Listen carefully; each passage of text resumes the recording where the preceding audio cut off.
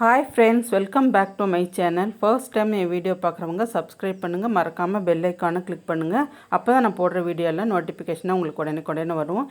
இன்றைக்கி நான் செய்து காட்ட போகிறது முருங்கைக்கீரை சாதம் தாங்க. இது எப்படி செய்யலாம் அப்படின்னு வீடியோக்குள்ளே போய் பார்க்கலாம் வாங்க. இன்றைக்கி முருங்கைக்கீரை சாதம் செய்ய போகிறோம். அதுக்கு முதல்ல சீரகம், வெள்ளை எள்ளு வறுத்து எடுத்துக்கலாம்.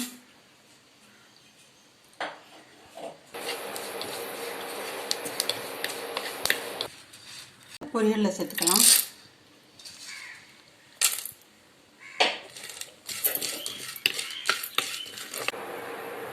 இதோட அரை ஸ்பூன் கொத்தமல்லி விதை,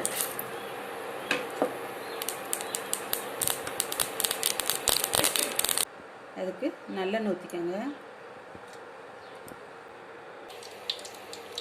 இதில் 1 கப் அளவுக்கு முருங்கைக்கீரை சேர்த்துக்கிறேன்.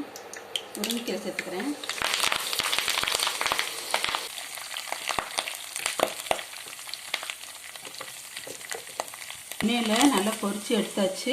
தள்ளி நின்று போடுங்க, நல்லா வெடிக்கும். கொஞ்சம் போல் எண்ணெய் ஊற்றி வறுத்தா போதும்.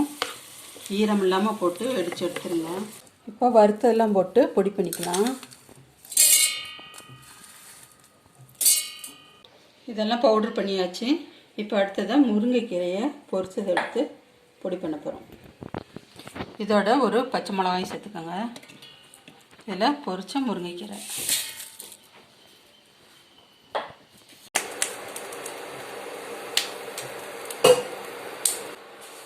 கடுகு சேர்த்துக்கலாம்.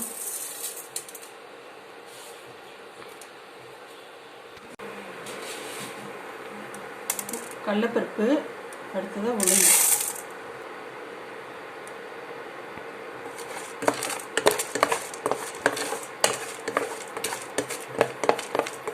கொஞ்சம் போல் முருங்கைக்கீரை,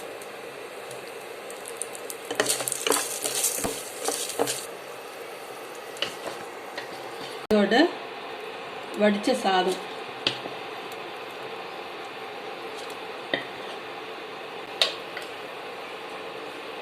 இதோட பொரிச்சு அரைச்ச முருங்கைக்கீரை, கொஞ்சம் போல் ஆம்ச்சூர் பொடி, பெருங்காயத்தூள், அப்புறமா வறுத்து பொடிச்ச பவுடர், இதோட நெய் 1 ஸ்பூன்,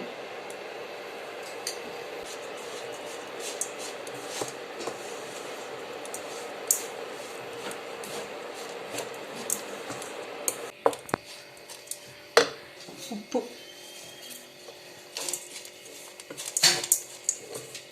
இதை சர்வ் பண்ணிவிட்டு உங்களுக்கு காமிக்கிறேன்.